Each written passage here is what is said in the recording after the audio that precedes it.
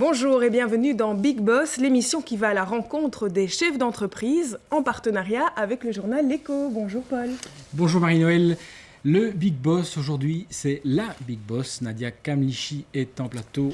Bonjour, bienvenue à vous. Bonjour Marie-Noël, bonjour Paul, merci de me recevoir. Avec plaisir. Alors votre business, c'est le tax shelter, un mot qui paraît un peu parfois difficile, pourtant c'est très simple. De quoi s'agit-il ? Alors notre business, c'est le tax shelter, mais pas que. On fait aussi beaucoup d'autres choses. C'est vrai que c'est notre premier business et encore aujourd'hui notre business principal. Et c'est quoi le tax shelter? C'est un incitant fiscal qui a été mis en place il y a maintenant à peu près 12 ans par l'État belge pour attirer des capitaux privés dans l'industrie audiovisuelle en Belgique. Et donc, comment est-ce qu'ils font ça ? Tout simplement, ils offrent un avantage fiscal à toute société belge qui veut payer moins d'impôts. En échange de cet avantage fiscal, qui est assez important pour les entreprises, donc c'est très très intéressant fiscalement parlant, eh bien, on va investir dans des œuvres audiovisuelles qui vont elles-mêmes dépenser de l'argent en Belgique lors de leur fabrication, que ce soit au niveau du tournage, au niveau de la post-production. Donc il y a toute une série de postes évidemment qui rentrent en jeu dans la fabrication d'un film. Et ces dépenses faites sur le territoire belge vont elles-mêmes être constitutives d'impôts directs, indirects, de charges sociales, etc. Moyen par lequel l'État va finalement compenser le cadeau qu'il a donné d'un côté, il va le récupérer de l'autre. L'État accepte de ne pas toucher une partie de l'impôt dû sur les impôts des entreprises qui participent à ce système parce qu'il en récupère par ailleurs. Exactement. Et d'ailleurs, il y a quelques années, maintenant, c'est assez récent, je pense que c'était en 2012, on a fait faire réaliser une étude par Deloitte qui a justement essayé de calculer quel pouvait être ce retour à l'État finalement grâce à cette mesure, parce qu'on avait quand même déjà presque 10 ans de recul. Et on avait calculé que pour 1 euro que l'État dépensait en avantage fiscal octroyé à ces entreprises, elle récupérait 1,21 euros. Donc on est quand même sur un gain, donc vraiment un gain financier pour l'État. Et votre boulot, c'est de structurer, de faire en sorte que de récolter finalement ces financements auprès des investisseurs. Qui sont les entreprises ? C'est destiné aux entreprises. Qui sont les entreprises qui investissent là-dedans ? On trouve de tout, mais c'est plutôt spécifique. On trouve de tout. Alors, c'est une très bonne question. On trouve de tout. Donc, c'est toute entreprise belge qui fait des bénéfices, qui paye l'impôt des sociétés en Belgique, est éligible finalement à cet avantage fiscal. Alors, la cible première, c'est vraiment la très grosse PME belge, souvent familiale. Maintenant, il se trouve que la loi Tax Shelter a changé au 1er janvier. Voilà, on en reparlera. Mais ce qui est important par rapport à la cible d'investisseurs, c'est que ça rend finalement cet avantage fiscal accessible à des plus petits investisseurs, des plus petites sociétés, notamment parce qu'on doit sortir moins de trésorerie, parce que le système a été simplifié. Donc ça élargit encore finalement la base d'investisseurs. Voilà, vous avez démarré il y a 11 ans à 3 dans 12 mètres carrés. Voici aujourd'hui à quoi ressemble votre entreprise en images. Reportage. Jeux vidéo, fitness, c'est la pause déjeuner dans les bureaux de YouMedia. Nous sommes au 6e étage d'un immeuble de l'avenue Louise à Bruxelles. Dans les couloirs, des affiches de cinéma, rien que des films coproduits par le groupe. Voilà, tout de suite. Le cinéma, c'est la grande passion d'Adrian Politowski, l'un des 3 fondateurs de YouMedia. Avec l'arrivée de la nouvelle loi Tax Shelter, nous avons vu une opportunité de créer un fonds. Moi, j'étais à ce moment-là en Angleterre. J'ai grandi en Belgique, mais j'étais en Angleterre dans le financement de cinéma. Et en voyant comment les fonds là-bas étaient structurés, je me suis dit, mais tiens, il y a quelque chose à faire d'intéressant ici. Sa première année d'existence, la société lève 1 million d'euros et investit dans son premier film. Cette première coproduction s'appelait Bye Bye Harry. Et c'est justement très drôle, je reviens à l'instant du Festival de Cannes, où j'étais à un déjeuner, je suis tombé justement sur l'actrice, une des actrices principales du film. On ne s'est pas vu, ça faisait 11 ans ou 10 ans qu'on ne s'est pas vu, on s'est tombé, on s'est reconnus. On s'est dit, mais où est-ce qu'on se connaît, où est-ce qu'on a travaillé ensemble? Et puis on s'est souvenu que c'était sur ce film-là. Depuis 2004, YouMedia propose aux sociétés qui désirent investir un produit financier clé sur porte, et ça plaît. 11 ans plus tard, l'entreprise bruxelloise a déjà levé 370 millions d'euros et financé 234 films. Résultat, un étage plus bas, c'est le monde du cinéma qui vient à YouMedia. C'est une salle dans laquelle on va faire toutes les reviews des plans, c'est-à-dire que les graphistes truquent les plans. Et pour voir si le plan a été bien fait, on va aller le vérifier ici dans la salle de projection en fait. Marc-Henri de Frahan gère la cellule effets spéciaux de YouMedia. Au 7e étage, c'est le rush. 2 films doivent être livrés à temps. 2 films totalement différents. Un film français qui s'appelle Les Profs 2, vous avez sans doute entendu parler, et un film anglo-saxon, qui est un film de zombies, qui s'appelle Generation Z. Et donc voilà, c'est un jour un petit peu chaud parce qu'il faut finir et finaliser le projet pour aujourd'hui. Tout en gardant son activité historique de levée de fonds Tax Shelter, YouMedia se lance aussi dans la vente de films aux distributeurs. Et pour mieux approcher l'industrie du cinéma anglo-saxon, la société ouvre un bureau à Londres et à Los Angeles. Nous avons par exemple un film que l'on va produire avec notre société de production anglaise qui va amener le film à financer, à coproduire en Belgique, dont les effets visuels peuvent être assurés par notre société. Donc ça crée énormément de synergies et énormément finalement de possibilités. Ils étaient 3 au départ, aujourd'hui 100 personnes travaillent pour YouMedia. Alors, vous revenez de Cannes, votre société était là-bas, c'est un peu un passage obligé. Ah oui, c'est obligatoire. C'est le rendez-vous de l'année pour le cinéma. Qu'est-ce qu'on y fait? La première chose, c'est que en l'espace d'une bonne dizaine de jours, on peut rencontrer l'ensemble du cinéma au niveau mondial. Parce que tout le monde se réunit, derrière le... Parce que c'est vrai que ça, c'est peut-être quelque chose que je dois expliquer à vos auditeurs, c'est qu'on voit Cannes, on voit la compétition, le tapis rouge, le strass, les paillettes, etc. C'est du business. En fait, ça, c'est pour le public. C'est vrai que voilà, c'est très important. Bon, c'est vrai qu'on en profite aussi, évidemment. On monte les marches, on va voir des films. Bon, tout ça, c'est très sympathique. Mais pour nous, derrière ça, il y a tout un marché qui est mis en place. Et on est une bonne vingtaine de l'équipe présente chaque année à Cannes avec nos différentes activités. Et chaque personne aligne une quinzaine de rendez-vous par jour avec justement les différents protagonistes du secteur qui viennent de partout au monde. Et donc, c'est un budget de se déplacer à Cannes comme ça? Oui, c'est un certain budget, mais qui est indispensable et qui sera vite rentabilisé, étant donné que finalement, en une concentration très importante, on réalise une grande partie de notre Vous revenez business. avec quoi cette année? Alors, on revient avec quoi? On revient avec des annonces, par exemple, un de nos films qui s'appelle Exit 147, qui est un film, un thriller assez palpitant. On a signé Nicolas Cage dessus. Donc ça, c'était une des news de Cannes. En fait, c'est un film qui est réalisé par Mike Figgis, qui avait à l'époque réalisé Living Las Vegas. Et il avait fait ce film justement avec Nicolas Cage, c'était il y a une vingtaine d'années. Et là, ils ont toujours voulu se retrouver à l'écran. Et là, c'est l'occasion pour eux de se retrouver à l'écran ensemble. Voilà, ça c'était une des news à Cannes. Après, évidemment, on a emmagasiné toute une série de rendez-vous qui vont donner naissance à toute une série de projets qu'on va coproduire tout au long de l'année. À Cannes, on négocie, quoi. On négocie, on vend nos films aussi à des distributeurs dans le monde entier. Donc ça, c'est une autre de nos activités qui est basée à Londres. Donc voilà, tout ça, c'est ce petit monde qui se met en place et voilà. Nadia Kamichi, vous êtes diplômée de l'école Solvay, l'école de commerce de l'ULB. Vous avez repéré à l'époque, le business est venu avec la naissance de cette nouvelle loi qui favorise l'investissement Tax Shelter. Vous auriez pu faire autre chose? C'est l'opportunisme d'avoir vu passer cette occasion de se développer dans le cinéma, ou vous auriez pu très bien faire autre chose que ça? Alors, pour la petite histoire, je sais que je vais être entrepreneur depuis que j'ai 14 ans. Ça a toujours été limpide. Donc, j'ai fait ces études pour pouvoir justement ouvrir mes horizons et pas me cantonner à un secteur. Bon, pour la deuxième petite histoire, ma passion à moi, ça a toujours été la gastronomie et je voulais ouvrir des pâtisseries. Voilà. Ça, c'est quand j'avais 14 ans.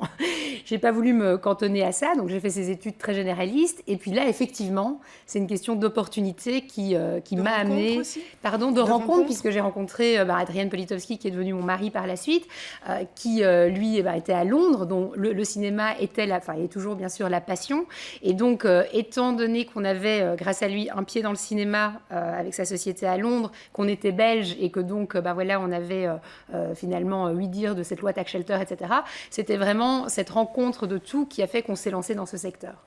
Alors, je tombe peut-être un œil sur les chiffres, parce que quand on parle d'une entreprise, à un moment donné, c'est bon de fixer les choses que pèse aujourd'hui YouMedia, puisqu'on dit YouMedia. En chiffre d'affaires, si on compare sur les 5 dernières années, mais on voit que c'est du simple au double, 44 à 80 millions d'euros, essentiellement de la levée de fonds pour le financement donc de films, comme vous nous l'avez déjà expliqué. Les équipes ont aussi largement gonflé, et c'est tant mieux. Le résultat net, lui, par contre, il a fait le chemin inverse. Il a été divisé par un facteur 3, là, je pense.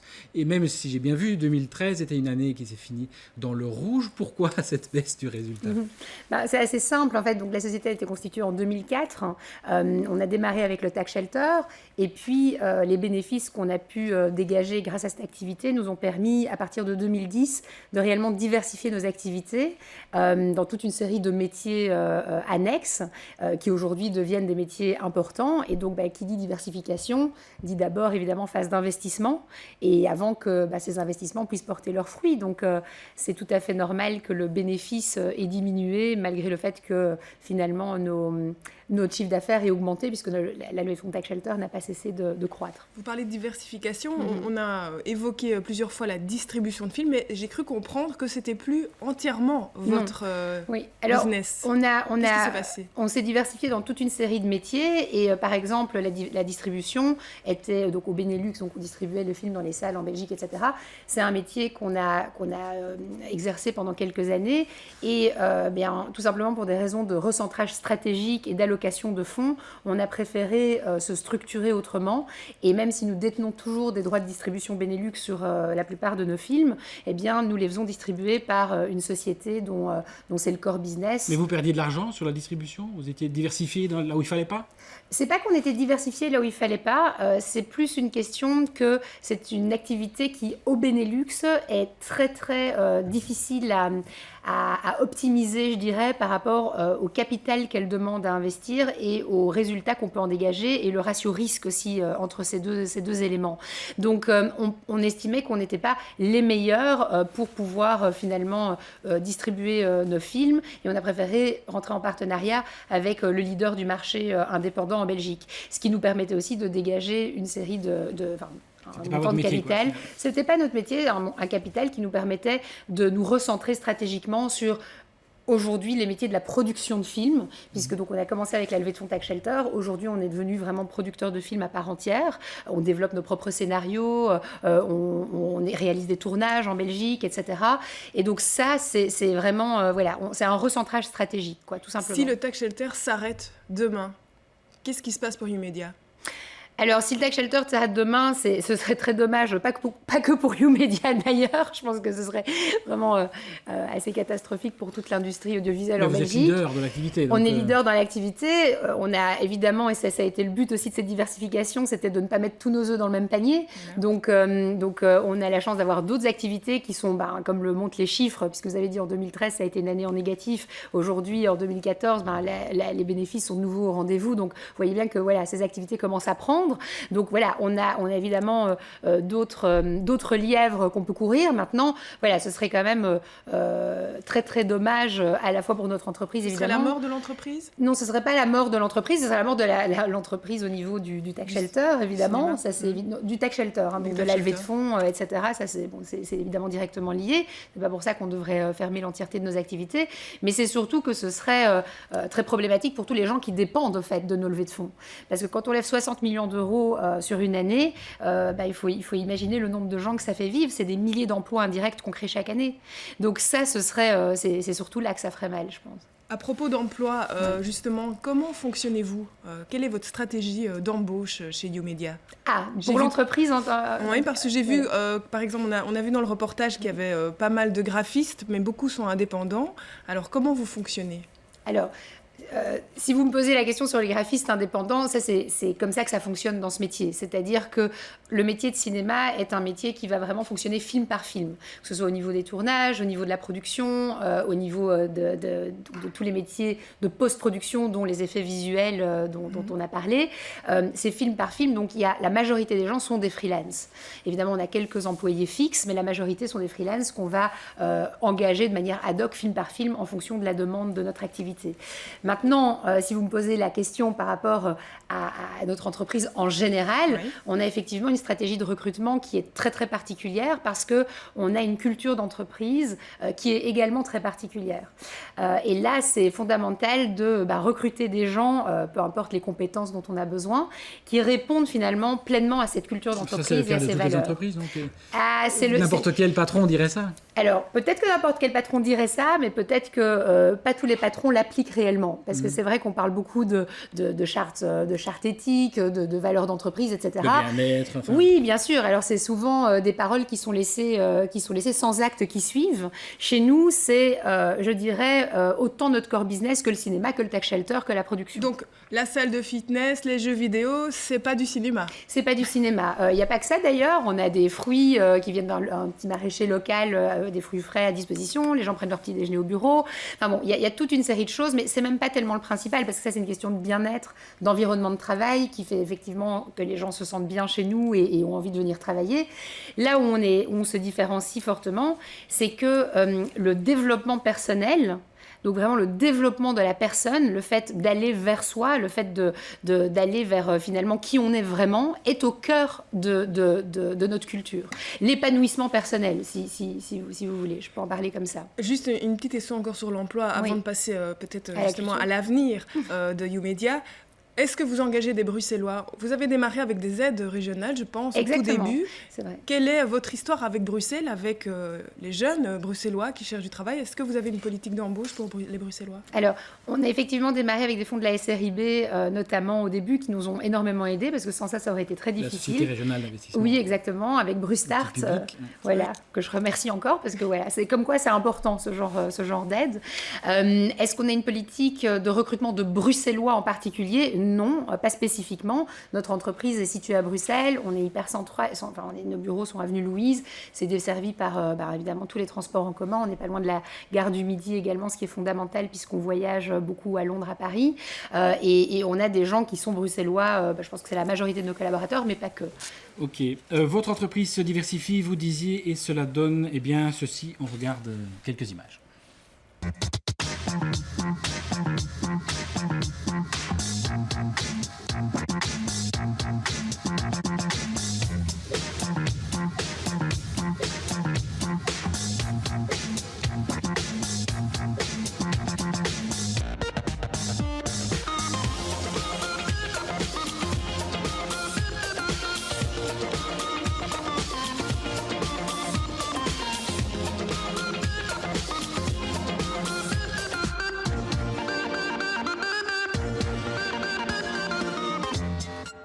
Alors on voit ici vous développez vraiment dans les effets spéciaux chez YouMedia. Vous l'avez dit, vous voulez approcher le cinéma sous toutes ses formes. Mais justement, est-ce que vous n'êtes pas en train de vous éloigner de votre métier de base?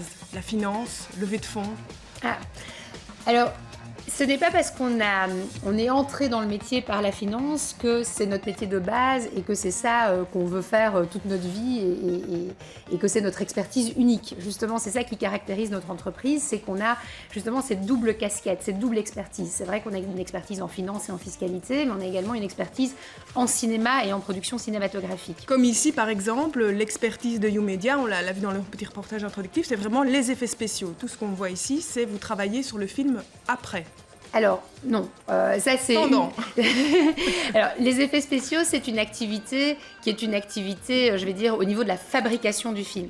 Ce n'est pas notre core business. Non, ça on entend bien. Voilà. Et donc là, ici, ce qu'on voit par exemple à l'image, c'est votre diversification. Non, notre diversification principale, c'est au niveau de la production de films. Donc on est passé d'une société dont l'activité principale était la levée de fonds, Tax Shelter, à une société qui maintenant va dédoubler son pilier finalement. On conserve évidemment le pilier Tax Shelter qui reste fondamental, mais il y a un autre pilier qui est central, qui est le pilier de la production. D'accord. Donc ça, c'est vraiment notre nouveau core business, si vous voulez. Après, les effets visuels, donc les effets spéciaux, interviennent là-dedans, mais ce sont des activités annexes comme la vente de films, etc. Tout ça, évidemment, il y a des synergies, ça fait du sens globalement, mais ce n'est pas un pilier. D'accord. Voilà. La prochaine étape, c'est quoi? Vous voyez quoi? Si on dit à Nadia Kamlechi, quelle est... Dans 10 ans, vous vous voyez où? Vous êtes encore dans le financement ou bien vous vous produisez du film de A à Z et vous êtes passé dans un autre métier finalement? On fait les deux. C'est indissociable. On ne peut pas faire du film de A à Z sans avoir la partie financement. C'est une partie qu'on développe bien au-delà du Tax Shelter, puisqu'on est aujourd'hui capable de financer des films avec d'autres sources de financement en dehors même de la Belgique. C'est justement une de nos expertises qui nous différencie beaucoup sur le terrain. Et puis, c'est la première bataille, si on veut faire un film de A à Z, c'est d'avoir le financement. Sans financement, on ne fera rien. Alors après, au niveau artistique, évidemment, ça c'est l'envie, c'est vers là que, si vous voulez, voulez, notre cœur se porte. Et donc là, on développe nos propres scénarios et dont les premiers sont en train de voir le jour.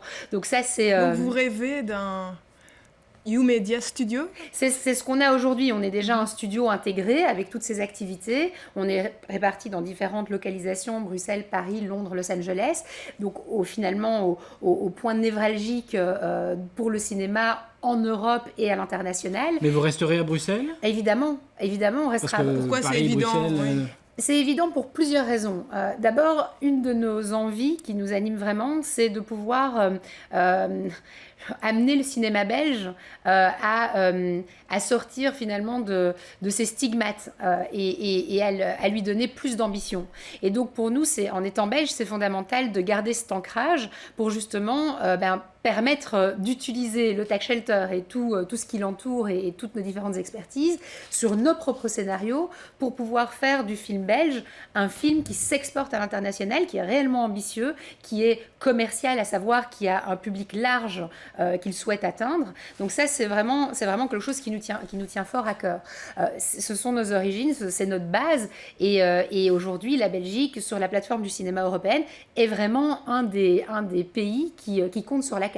Vous savez que la Belgique produit autant de films par an que l'Angleterre. Mais est-ce que ça se sait, ça? Eh ben voilà. Parce que voilà, on finance beaucoup au départ de Bruxelles, mais est-ce que ça se sait que Bruxelles devient une place du cinéma, finalement? Ben écoutez, si on n'en parle pas, ça ne se saura pas, mais c'est une réalité. C'est une réalité qu'on vit au quotidien. Il y a énormément d'initiatives que je pourrais citer par rapport à ça. Nous sommes une entreprise, donc il y a une centaine de personnes quand même, dont 80% travaillent à Bruxelles pour nous, donc c'est non donc négligeable. ce pied à Londres et à Los Angeles, Oui. c'est pourquoi? C'est quand même pour flirter avec le marché anglo-saxon. ça. Évidemment. C'est dans le cinéma, c'est une affaire de coproduction. Donc on produit rarement un film exclusivement dans un pays. Pourquoi? Parce qu'il faut aller chercher des sources de financement dans plusieurs pays pour finalement monter son plan de financement et pouvoir réaliser son film. C'est très rare en Europe d'avoir toutes les sources de financement d'un seul pays. Donc tout est une question d'échange, de fluide, de flux et de coproduction. Donc c'est très important d'être représenté dans les différents points névralgiques du cinéma finalement. Aujourd'hui, quel serait le plus grand risque pour votre entreprise?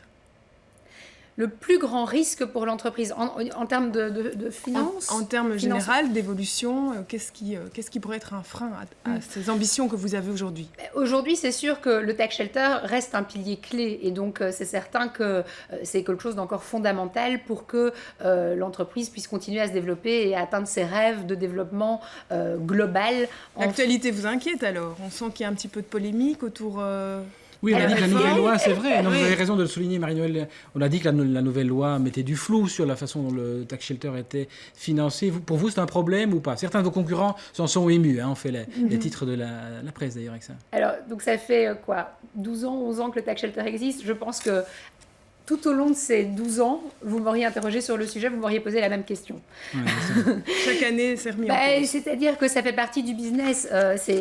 On dépend d'une loi, les lois évoluent. C'est vrai que récemment, la législation a évolué de manière assez fréquente. Donc forcément, on est en discussion permanente avec l'administration, avec le cabinet des finances, avec les communautés, pour simplement préciser certains aspects. Mais on est dans du très technique. Donc aujourd'hui, est-ce que ça m'inquiète plus qu'hier, qu'avant-hier? Non. Une tempête dans un verre d'eau, alors. Pour le moment, ramdam oui. Après, il faut autour du toujours Tax rester Shelter. vigilant parce qu'effectivement, en Donc fonction là, des les levées de décisions- fonds continuent de votre côté? Pour Est-ce nous, que c'est un moment Pour clé? nous, cette année, donc la loi est rentrée en vigueur en janvier. Depuis janvier, on a été agréé pour pouvoir lever des fonds. On lève des fonds depuis janvier et ça fonctionne extrêmement bien. La nouvelle loi rencontre pleinement les besoins de beaucoup plus d'investisseurs. On a des nouveaux investisseurs qui souscrivent, donc ça fonctionne très bien. Alors, à propos de fiscalité, d'économie et de politique, puisque tout est mélangé là dans cette dernière thématique, il y a un grand thème, évidemment, dont on parle depuis des mois, c'est ce fameux tax shift, cette idée tax shift. J'y arriverai, c'est-à-dire... Shelter, tax. Oui, on prend des risques aujourd'hui, c'est sûr. Cette idée donc de taxer moins le travail, les revenus du travail pour aller plus vers une taxation plus importante du patrimoine, du capital. Bart de Wever était récemment interviewé dans l'Écho, le président de la NVA, qui a dit bon, disons toute la limite, sa motivation limitée par rapport à ce sujet. Maintenant, on nous dit qu'on va taxer les revenus du capital, dit-il, les soi-disant super riches. Je dis très bien, mais j'attends de voir une proposition valable. On sait tous qu'on est en train de chasser des fantômes, dit-il, que ça va nous causer finalement plus de tort que nous rapporter. Et c'est souvent la classe moyenne, encore une fois, qui va passer à la caisse. C'est mon problème avec ce tax shift, nous dit de Wever, qui a quand même quelque chose à dire en matière de ligne politique pour le moment dans ce pays. Mais vous êtes entrepreneur, vous êtes employeur, donc le poids de la fiscalité sur les revenus du travail, vous connaissez. Est-ce que vous êtes d'avis, vous, qu'il faudrait revoir ça, ce qui voudrait dire que vous auriez à exiger du lest, des possibilités fiscales plus légères pour engager, mais ça voudrait dire qu'on vous taxerait plus sur votre patrimoine, puisque vous avez réussi dans la vie? C'est une bonne question. Je pense que de manière générale, c'est évident que la charge fiscale qui pèse sur les entreprises ne stimule pas le développement économique. C'est clair que c'est un frein et que ça rend les entrepreneurs frileux au recrutement et finalement au développement de leur entreprise. Ça va de soi, c'est comme ça partout au monde. Donc si on veut donner un dynamisme, ça fait partie clairement des mesures, une réduction de la charge fiscale des entreprises et du travail. C'est vraiment quelque chose qui évidemment peut stimuler une économie de manière générale. Maintenant, moi, ce que j'ai envie de mettre en évidence, c'est justement des systèmes comme le tax shelter. Vous voyez, on est dans des mesures qui sont originales et qui... Mais taxer plus celui qui a bien réussi sur son patrimoine, sur les plus-values éventuellement, si jamais un jour vous revendez votre entreprise, cette question se posera de façon aiguë à vous. Vous seriez d'accord que pour une question d'équilibre, on parle de justice fiscale, on aille vers ce genre de choses? Ou bien vous dites non, pas pour moi, je préfère pas? C'est une grande question. Moi, je pense qu'effectivement, tout est une question d'équilibre et que tout ce qui peut stimuler l'économie et l'emploi est le bienvenu. Donc, ça, c'est ma croyance. Et c'est vrai que pour certaines choses, la Belgique est également un paradis fiscal, c'est un grand mot, mais en tout cas, attire beaucoup d'étrangers parce qu'à certains niveaux, on est moins taxé qu'ailleurs. Donc, c'est pour vous montrer le lien entre finalement l'impôt et puis ça aurait du sens, quoi. Ce serait pas... Est-ce que ça aurait du sens ou pas? C'est une question large dont je ne me sens pas complètement compétente pour répondre de manière la plus appropriée. Par contre, et vraiment j'insiste là-dessus, je pense qu'il y a certaines mesures comme le tax shelter qui sont des mesures qui sont en train d'être démultipliées et qui doivent être démultipliées. Pourquoi? Parce que tout simplement, on génère des dynamiques qui sont win-win pour toute une série d'acteurs. Le tax shelter, l'État fait un cadeau et il retrouve sa mise et même plus que cela. Donc l'État y gagne. Les investisseurs diminuent leurs charges fiscales, donc les sociétés en l'occurrence ici diminuent leurs charges fiscales, et de l'autre côté, les producteurs ont plus d'argent pour faire leurs films. Donc c'est un système avec une baisse d'impôts à un moment donné, mais conditionné à toute une série de dépenses et de conditions, vient finalement dynamiser un secteur. L'emploi a augmenté de 23% dans notre secteur en Belgique. Donc on est vraiment sur quelque chose de fondamental. Plus de 374% d'augmentation de la production belge, depuis que le tax shelter existe. Donc on voit que les résultats sont présents. Là maintenant, de quoi on parle dans le tax shift? De cette mesure de tax shelter pour les start-up. Voilà, évidemment, si on permet d'amener de l'argent tax shelter dans des start-up, on stimule l'entrepreneuriat, on stimule l'économie. Donc c'est une manière finalement, fiscalement, d'aider des secteurs, d'aider le développement de l'économie et de l'emploi sans nécessairement arriver à des mesures comme celles dont vous venez de parler. Nadia Kamlichi, merci beaucoup en tout cas d'avoir été sur ce plateau, d'avoir aussi représenté les femmes chefs d'entreprise à Bruxelles. Paul, merci. Merci à vous. Merci à vous de m'avoir reçu. On se retrouve le mois prochain pour un nouveau numéro de Big Boss. À très bientôt. Hey!